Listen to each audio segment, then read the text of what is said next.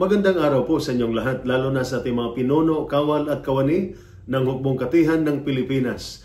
Ako po si Father Dion, ang Post-Catholic Chaplain ng Headquarters and Headquarters Support Group of the Philippine Army. At ito po ang salita ng Diyos, ang ating gabay.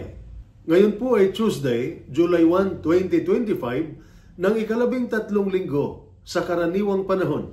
At ang ating mga pagbasa mula sa banal na kasulatan sa araw na ito ay nagpapaalala sa atin na inililigtas ng Diyos ang nagtitiwala ng bumagyo at lumakas ang alon ayon sa ating ebanghelyo. Natakot ang mga alagad habang si Jesus ay natutulog.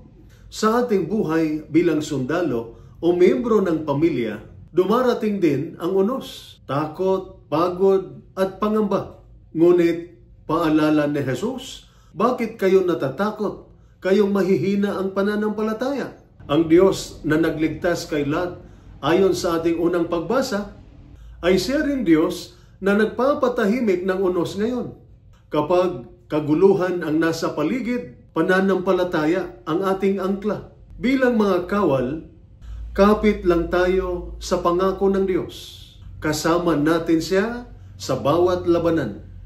Ito po ang salita ng Diyos, ang ating gabay.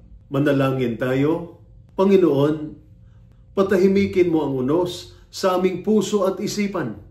Palakasin mo ang bawat sundalo at dependent na dumaraan sa takot at pagsubok. Turuan mo kaming magtiwala sa iyo kahit di namin lubos na nauunawaan ang misyon.